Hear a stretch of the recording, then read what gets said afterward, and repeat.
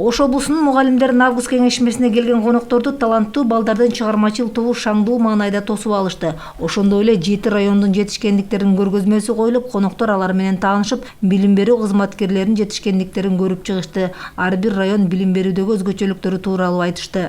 Быйылкы жылы Өзгөн райондук билим берүү бөлүмүндө абдан чоң ийгиликтер жаралды. Анткени биздин райондо 2 окуучубуз алтын сертификаттын ээси, 1 окуучубуз алтын тамгага жетише алды.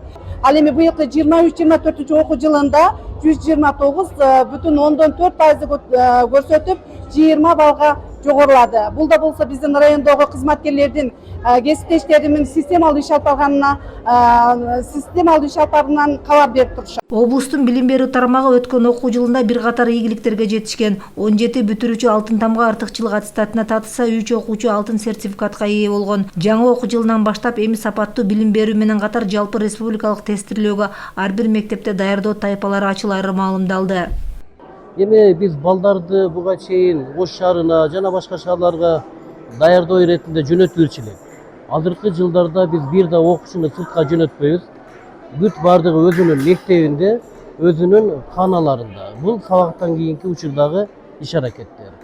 Ошол эле мезгилде балдарга кандай мугалим сабак берип атканын анализдөө максатында аларда фото отчетторду жана башка талаптарды ар бир күндөрдү текшерүү иретинде да жүргүзүп туруп атат. Ош облусундагы мугалимдердин август кеңешмеси билим берүүгө 100 жыл трансформация, чакырыктар жана жаңы горизонттор деген темада уюштурулуп, анда 2023-24 окуу жылындагы жетишкендиктер, ошондой эле жаңы окуу жылына даярдыктар, милдеттер талкууланды. Билим берүү жана элем министри Догдургүл Кендирбаева быйылкы жылы бул тармакка өзгөчө көңүл бурулуп жаткандыгын айтуу менен, окуучуларды китеп менен камсыздоо үчүн жетиштүү каражат бөлүнүп жатканын кошумчалады. Муну менен катар эле жаңы жылга чейин ар бир мугалим ноутбуктар менен камсыз болоорун билдирди.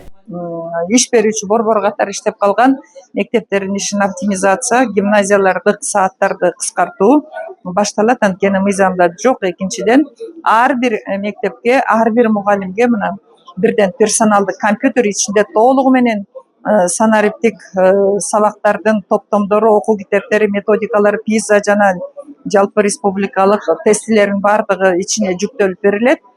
Ошондой эле Догдургүл Кендирбаева өлкөдө мектептерде этап менен 12 жылдык окуу системасына өтүүгө даярдыктар быйыл башталганын билдирди. Алгачкы кадамдары катары быйыл 6 жаштан окуучулар 1-класска кабыл алынганын кошумчалады.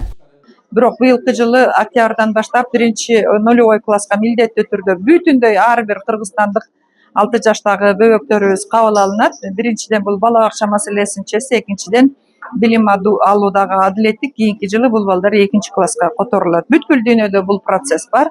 Эч коркпош керек, дагы бир жыл кошулат экен деп.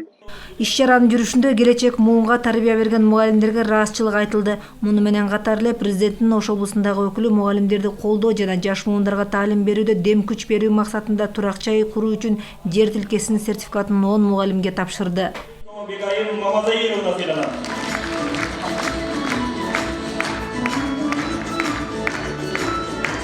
Самара Асанова, Мунарбек Арзыбек уулу, ЛТР Ош шаары.